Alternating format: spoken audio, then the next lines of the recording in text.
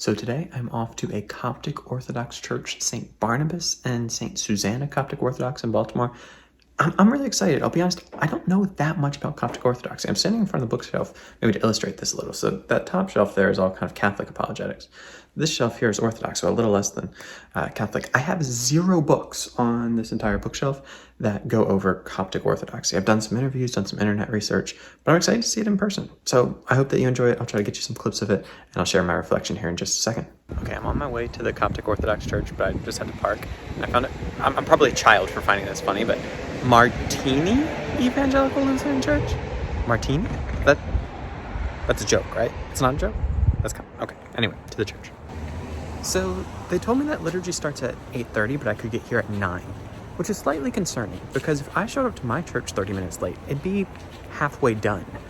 Something tells me this one won't be. We'll see. I don't have any plans this afternoon. That might be for the best.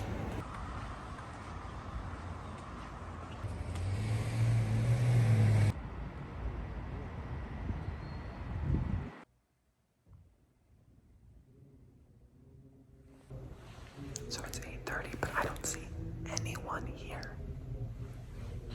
Eventually, I realized that there were, in fact, people in the church. They were just up this winding set of stairs, and there was a baptism going on. I only could find it, though, because I listened to the sound of chanting.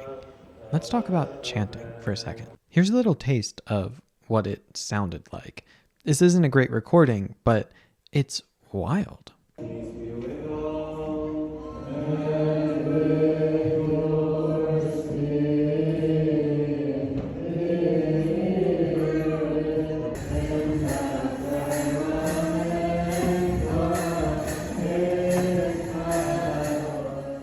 So I'm now back home after going to this service. Technically it was yesterday. Had to spend some time with Eliza after being out all morning. But I wanted to just take a few moments to reflect on the experience of going to a Coptic Orthodox church for the first time. As I mentioned, I've learned a ton about Eastern Orthodoxy and Roman Catholicism over the past couple of years, and I've gotten to do about 2 interviews with Coptic Orthodox priests and no other Oriental Orthodox priests. But I really don't know all that much about it. You know, you get the usual footnotes, right, in your theology class of like, oh, yes, the Oriental Orthodox, they rejected Chalcedon, and there was kind of a traditional narrative for a long time that essentially they had a monophysite Christology. Big word. What does that mean? Mono, one, physis, nature. Okay, so that Christ only has one nature, but the church has since insisted that it's, a little more complicated. So it's mia, physite nature. And basically, what's been fascinating, though, is over the past few, maybe about in the last century or so, the churches have come together, both Rome and the Coptic, and as well as Eastern Orthodox and the Coptic churches, and said, really, I think what we've been saying all this time is more or less the same thing. There was just a gap in language. I mean, we both believe that Christ is truly human and truly divine, and there's maybe some like semantic differences in how we work out how that mystery happens, which, let's be honest, like, we have Chalcedon, and for most of us, we accept that. And so we say like, oh, it's just that simple. But like, is it really that simple working out how someone has 2 natures in one person without mixture, change, confusion, division, separation? I think I got those all right. It's complicated. Anyway, it's fascinating to see that maybe these things are closer together than we would have thought. And that's one of the things I really wanted to reflect on in this video as I think about my experience, is that for one, it's very similar to going to an Orthodox church. There's a few points of difference that stand out, but for me, I'll be honest, I've always felt more drawn to Orthodox liturgies than the Latin Mass, or just the Roman Mass in general, whether it's in Latin or English, whatever form you're in. I've been to many of them, and I love Catholic Masses. I've got nothing against them, but just personally, I really enjoy the Orthodox liturgy. There's something about the smell of the incense, the icons, the way in which you participate, the chanting. I just really enjoy it. And so walking into the Coptic church, even though this wasn't a Coptic church that was designed as such, it's an old Lutheran church, but still the smell of the incense, the sounds of the chanting, the flow of the liturgy, which is really long in the Coptic church, it was beautiful, though, and I found myself later just kind of in silence, reflecting on the experience and just being so moved by it. There's that famous quote of, was it Peter the Great? They send, people out to Hagia Sophia, and they're like, I'm not sure if I was in heaven or on earth. And then Russia becomes Orthodox, and the rest is history. But really, you have a whole nation being changed, and the course of history in many ways being changed by a beautiful liturgy. And I'm not going to say like I couldn't tell if I was in heaven or on earth, right? But it was a really moving experience, and there were some interesting elements too that made it stand out from a traditional Eastern Orthodox liturgy that I can get into in this video. One thing would just be the general sense of reverence. Now, I've generally encountered that in Eastern Orthodoxy, but sometimes, interestingly, because I've been in more convert parishes, it can almost be like a forced thing. Like we're doing these things because we want to be traditional. Nothing wrong with that. I think that's great. But it seems like a conscious effort to do so.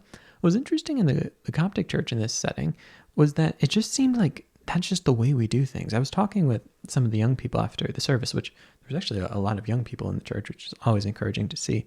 And I mentioned something that stood out to me was that all the women veiled. There were maybe like one or two that didn't veil during the service, but before they took communion, everyone veiled. And they were like, oh yeah, that's just how we do it. They weren't thinking of it as like, yeah, like we're getting down on those people, all those modernists out there, like we're doing it better, which, has its own kind of energy and kind of convert circles. It was just like, oh yeah, that's just how we do things. Which was kind of refreshing because it lends itself more to the sense of like an unbroken tradition rather than a conscious effort to take back a tradition. Again, I'm not against that, but it was a refreshing thing for me. So the veiling was interesting, but there was also, I really respected the taking off of shoes, and you would be like, ooh, feet, gross. And I get that. But so what happened, at least in this parish, and of course, whenever I give one of these reflections, it's just my experience. This isn't to make one single anecdote kind of the rule for everything. This is what happened for me at St. Barnabas and St. Susanna Coptic Orthodox Church in Baltimore, Maryland, at a specific time, place, etc. Okay. But everyone, before they received communion, they took off their shoes because, it's a holy act. And all of the deacons and the priest, when they're up at the altar, they always have their shoes off. And I was asking about this, and they're like, oh yeah, because the burning bush, right? Like when Moses was on holy ground, he took his shoes off. And, so we do that same thing. And I thought, wow, like what a way to kind of add reverence and respect and really recognize what you were doing. And I think that also fed itself into the Eucharist. So something that stood out to me was as they would take communion, one, they did it in 2 rounds, which was interesting. I was told that's just kind of a function of not having 2 priests, but basically so they went through and received the body, and then everyone went back through and received the blood. Interesting. And it's leavened bread, which, is just objectively better because it tastes better. Okay, that's not how you rank communion. And I knocked my microphone down saying that, so it was probably sacrilege. But it's leavened bread. That's cool. But when they received the body, all of them took, I'm going to butcher this. It's probably not called a napkin. There's probably like a great liturgical word for it, but essentially like a silk napkin, and they covered their mouth when they were receiving.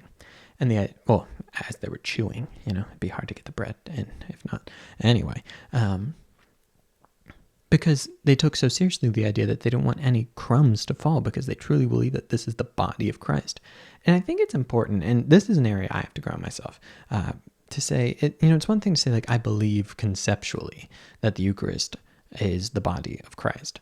But I think we show our beliefs in how we live that out. And so things like taking off your shoes, veiling, and covering your mouth so that not a single crumb falls really tells you that you are taking this seriously. You're not just giving lip service to a belief, but you're actually saying like, no, if this is true, and it is, then let's make sure we live like it is because it is again. And so those were all things that I really enjoyed. I'll say, it was a great experience. Just the people that I met, they were all very friendly. The idea also of everyone, seemed to be fasting by to the extent that they really enjoyed the coffee hour. And again, when you've got like a 3-hour liturgy, and you've been standing for most of this, you probably do want some coffee and food afterwards. But it was great to see the community. It was primarily, I would say, people who were maybe like first generation or second generation Coptic, in that it was all in English, which I appreciated, seeing as I don't speak Arabic or Coptic. But it was people who, to the best of my ability to judge this kind of thing, seemed of that dissent, but were, fully comfortable in an English service. And it wasn't a thing where like I went in and no one would talk to me in English. Everyone was speaking English. And they were very welcoming. There were a couple converts. Actually, I met a convert. I think his name was Matthew. Matthew, if you're watching this, it was so nice to meet you. And it's always nice to meet people who, like Matthew came up to me and said like, hey, I watched your videos and, I've enjoyed them. They've made an impact on me. That obviously, that's a fun thing to hear. And so if we ever meet someone that's watching this video, say hi. I'd love to meet you. But it was a fairly decent sized congregation as well in the heart of the city. And it's always great to see young people. It's good to see kids. There was a baptism, a good kind of mix of ages. And it was just a great experience. I would love to learn more. And I'm sure I'll go back. I'm planning a church tour there, as well as an interview with Father David there. But let me know if you'd like to learn more about my thoughts on Coptic Orthodoxy. I'll say, one of the things that I came away with a burden for, and obviously this isn't my problem to solve, right? And so maybe burden isn't even the right word, but maybe just a hope for. Obviously, I'm passionate about bringing Christians together. And for me, it just seems like, at least like the Coptic Church and the Eastern Orthodox Church, I know there's, 1,000, 1,500, 1,600 years of schism between them. And I know that there's complications over like saints that have opposed each other on either side. So I'm not going to say that like reunion's a simple thing, but man, like at the very least, it's good to recognize Christ in one another when for all but like the most technical theological things that even the best theologians and these traditions have said are pretty much semantics. It just seems like there should be such brotherly love and accord there. And for what it's worth, it seems like there is a lot of this, but wouldn't reunion be just a beautiful thing? Maybe that's too much to ask for, and I don't even know if reunion's the right goal, but like intercommunion. Okay, I'm stepping into things that are way too big for me and out of my lane, so I should probably stop talking, but take that for what you will, and if someone happens to be watching this who has the power to make steps like that, I think those are good steps to take. Anyway, those are my thoughts on going to a Coptic Orthodox church for the first time. I hope that you've enjoyed this video, and let me know what questions you have. And do let me know if you have good book recommendations, because I started this by saying I don't have any books on Coptic Orthodoxy and I want to learn more. So, quick little update. Got my first book on Coptic Orthodoxy. So now,